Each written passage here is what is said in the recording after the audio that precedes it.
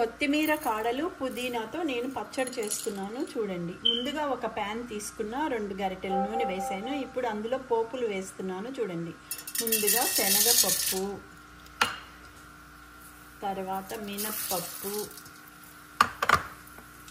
తర్వాత ఆవాలు, తర్వాత జీలకర్ర,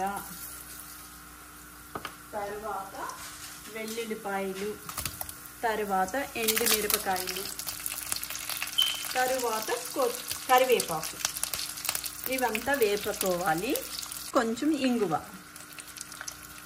ఇప్పుడు ఇదంతా కలిపి దోరగా వేపుకోవాలి.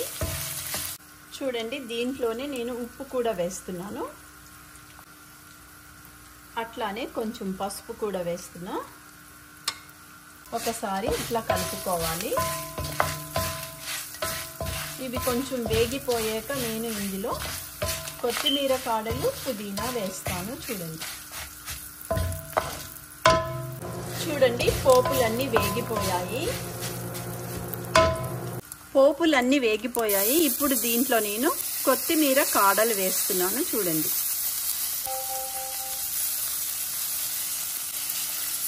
తరువాత పుదీనా. ఈ పుదీనా మాకు వచ్చింది, మా ఇంట్లో పుదీనా. ఇక పుదీనా వచ్చిందంటే ఊరికనే నేను పుదీనా కొత్తిమీర పచ్చళ్ళు చేస్తూ ఉంటాను. దోశలోకి, ఇడ్లీలోకి, పెసరట్లోకి ఈ పచ్చడి చాలా బాగుంటుంది. ఇది ఇప్పుడు శుభ్రంగా మగ్గాలి.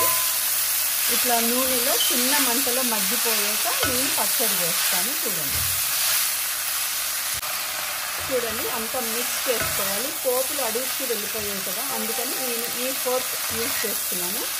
ఇట్లా అంతా కలిపేసుకోవాలి.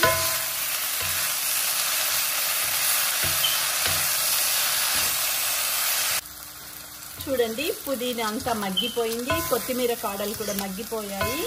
చూడండి, అంత వేస్తే ఇదంతా వేగిపోతే ఇంత కొంచెమే అయ్యింది. ఇప్పుడు ఇది నేను పుదీనా కొత్తిమీర కాడల పచ్చడి ఎలా చేస్తాను చూడండి. పుదీనా కొత్తిమీర పచ్చడికి చింతపండు వేస్తున్నాను చూడండి. ఇది కొంచెం నానబెట్టుకున్నాను ఈ పచ్చడికి. ఈ చింతపండు వేసి పచ్చడి చేసుకుంటే కొంచెం ఇందులో బెల్లం కూడా వేస్తాను, రుచిగా ఉంటుంది. రెడీ అయిపోయింది. ఇప్పుడు నేను ఇది మిక్స్ చేసుకొని వస్తాను అన్నమాట. చూడండి, కొంచెం అంటే కొంచెం బెల్లం పొడి వేస్తున్నాను.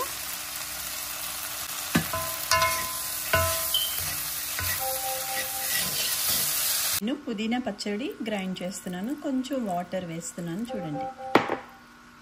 పుదీనా పచ్చడి నేను గ్రైండ్ చేసేసాను.